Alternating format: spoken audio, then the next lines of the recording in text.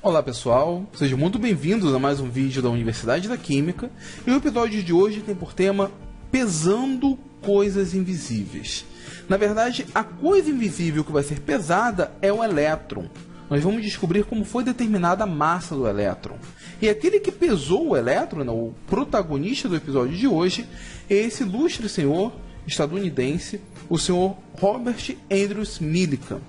Esse homem foi capaz de determinar a carga do elétron. Mas o episódio não era sobre a massa do elétron? Porque a gente consegue a massa do elétron através da carga do elétron. Nós vamos ver isso nesse episódio. Ele fez isso, como disse, em 1910. Em 1923, ele foi laureado com o Prêmio Nobel de Física por seu trabalho com a carga elementar da eletricidade e com o efeito fotoelétrico. É um trabalho bem bacana, um trabalho muito bonito. Eu acho muito importante para entendermos o desenvolvimento da ciência. Primeiro vamos descrever como que ele fez o seu experimento e depois como ele chegou à conclusão da carga elementar. Ele utilizou inicialmente um tambor esquisito como esse, né? O que era esse tambor? Era um tambor constituído de duas câmaras. Aqui nós temos um borrifador onde ele jogava algumas gotículas de óleo. Sim, a massa do elétron foi descoberta através de gotas de óleo.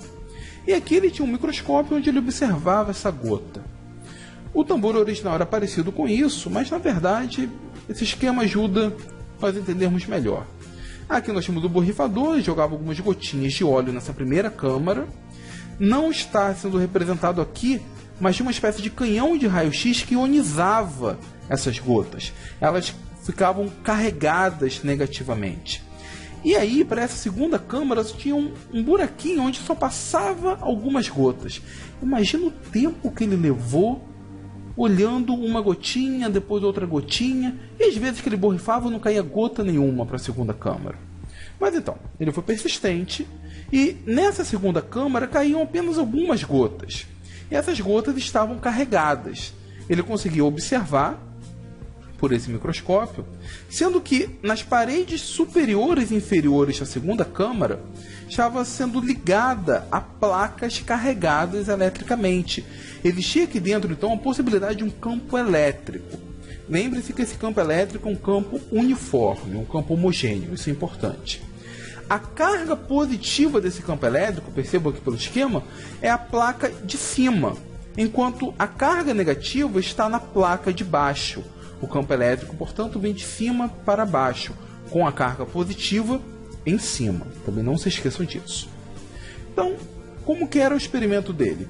Ele borrifava algumas gotinhas, essas gotas caíam, ele observava aqui na segunda câmara. E como que ele observava isso? Nós temos aqui um vídeo publicado lá pelo projeto E-Química, onde a gente consegue observar essa pequena gota caindo.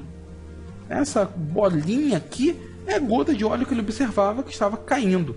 Nota que aqui tem uma espécie de uma régua que era para ele calcular a velocidade da gota. Isso é uma variável importante.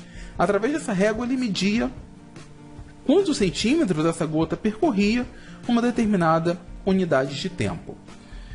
Quando o campo elétrico estava desligado, a gota, pela ação da gravidade, descia. Quando o campo elétrico era ligado, o que acontecia? Como a carga positiva estava em cima e a gota estava com a carga negativa, ela subia. Veja de novo, vale a pena observar o experimento dele. A gotinha descia e depois, quando o campo elétrico era ligado, ela simplesmente subia. E através dessa informação, essa que vocês estão vendo, o senhor Millikan foi capaz de determinar a carga do elétron. Você saberia fazer isso? Eu não. Mas esse homem ele era genial.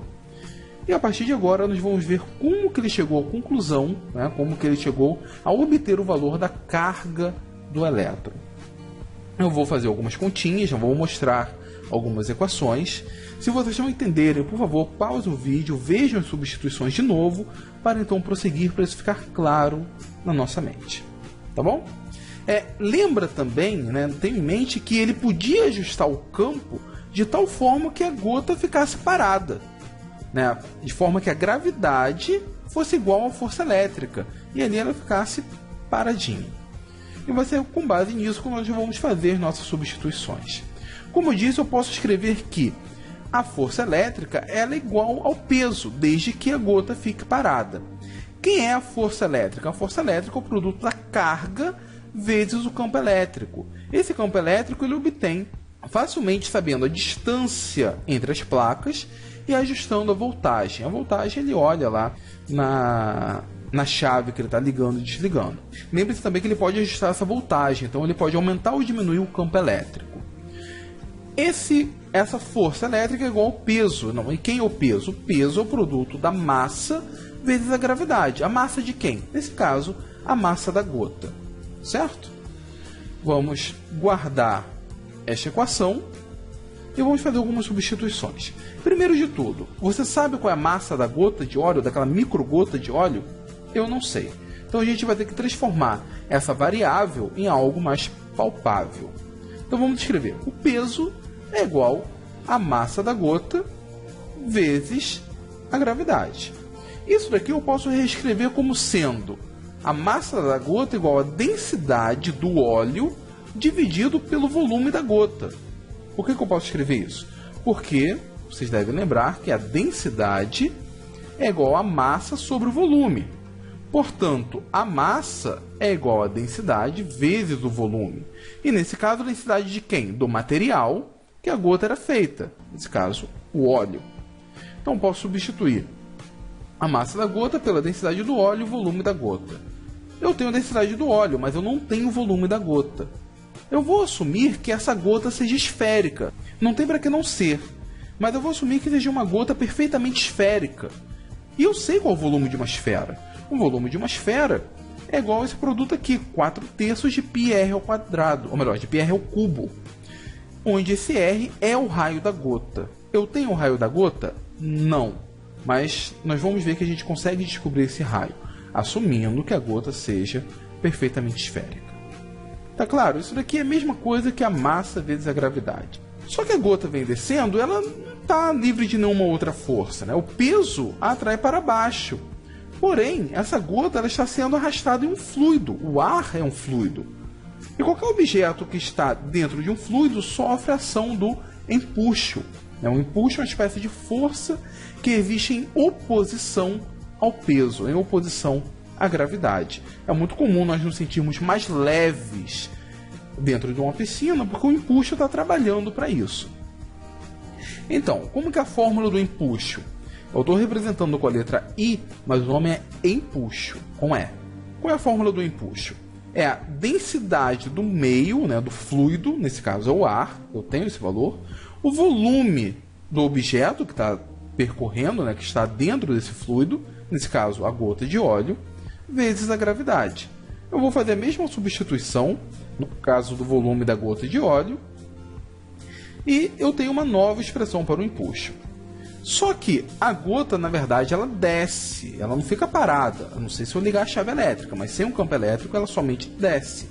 Isso significa que o peso é maior do que o empuxo. Então eu vou definir o que eu chamo de peso real, peso de verdade, a diferença entre o peso e o empuxo. Lembrando que o peso vai ganhar nesse caso. Esse peso real, eu vou pegar a expressão para o peso, que está aqui, e subtrair da expressão do empuxo, que está aqui. Eu tenho então esta expressão que, colocando alguns itens em evidência, eu descubro que o peso real é igual a esse produto de várias coisas que eu conheço, menos o raio da gota. Na densidade do óleo eu conheço, densidade do ar eu conheço, gravidade eu posso assumir que eu conheço, 4/3 de π é um número, R eu não sei, eu não conheço ainda o raio da gota. Eu vou guardar essa expressão, que ela é importante, vou limpar um pouco aqui e vamos tentar determinar o raio da gota. Então, podemos voltar aqui e eu vou fazer agora uma associação que talvez não seja muito clara. Eu vou igualar esse peso real, esse peso resultante, à força de arraste.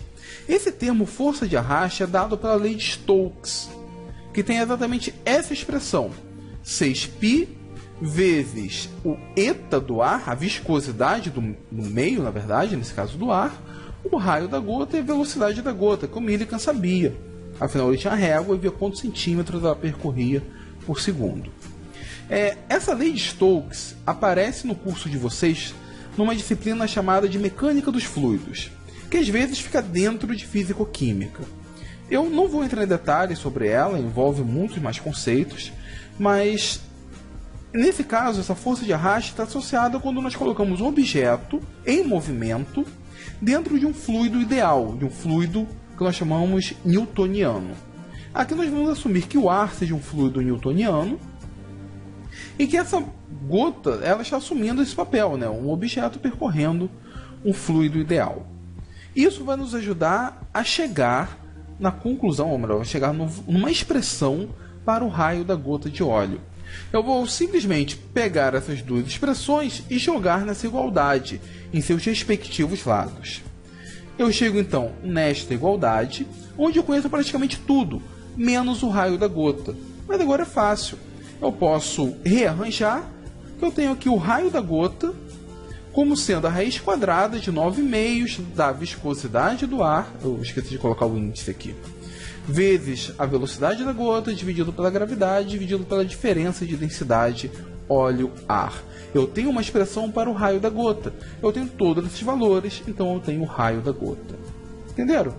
É meio confuso, mas agora eu conheço o raio da gota. Se eu conheço o raio da gota, eu posso voltar para aquela situação ideal, onde Millikan liga a chave e eu tenho o equilíbrio entre a força elétrica, que faz com que a gota vá para cima, e o peso. Só que não é um peso simples, é um peso resultante, peso real, que faz que a gota vá para baixo.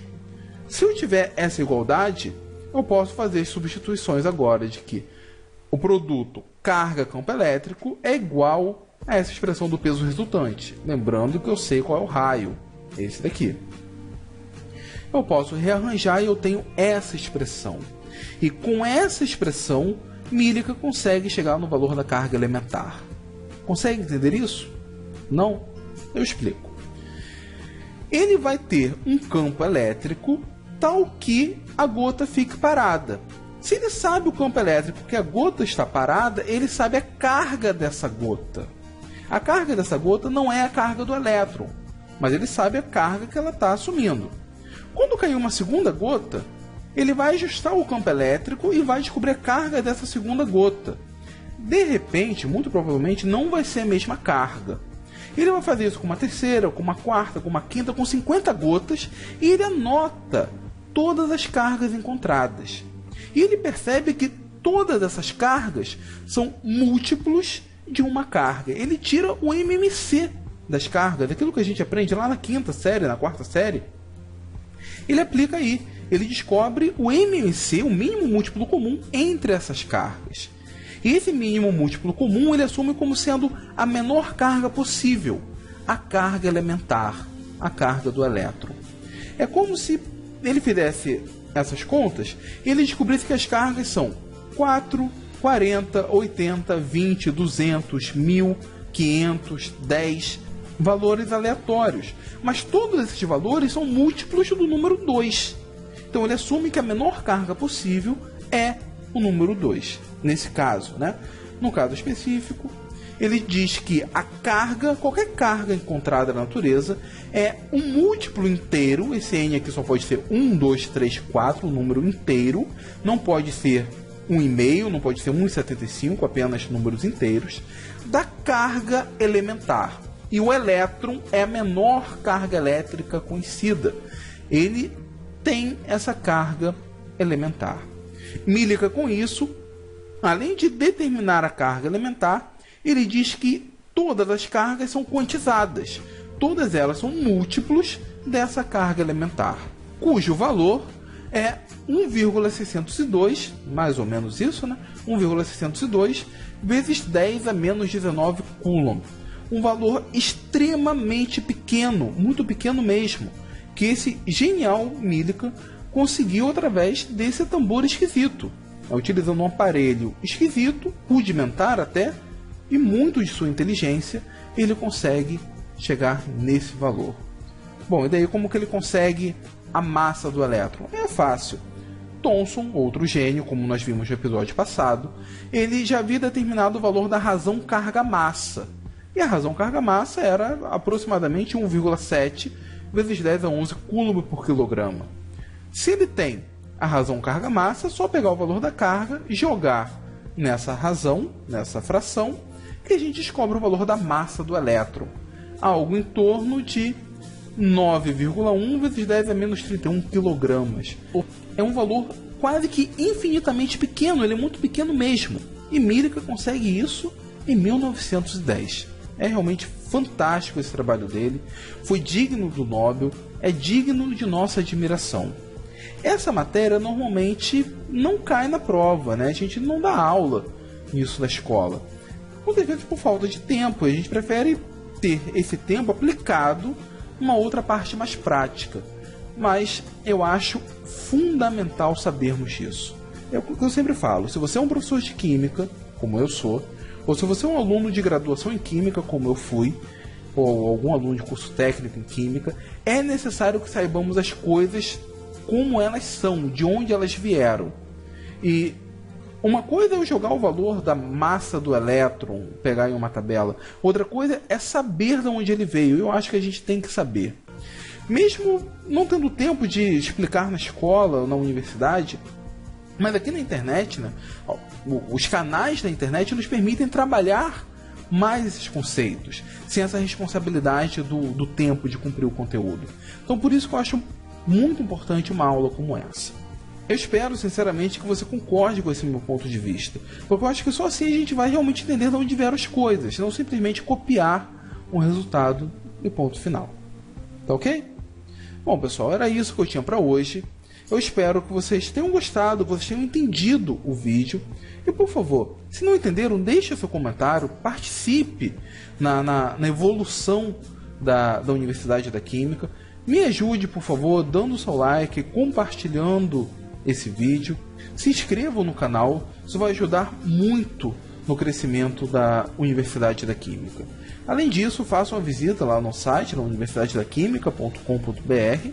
E semana que vem, na nossa próxima aula de evolução dos modelos atômicos, de análise microscópica da matéria, eu vou apresentar para vocês um homem que mudou mais uma vez a estrutura do átomo.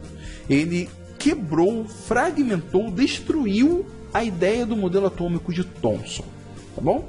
Mas isso só no próximo episódio. Então, até a próxima da Universidade da Química.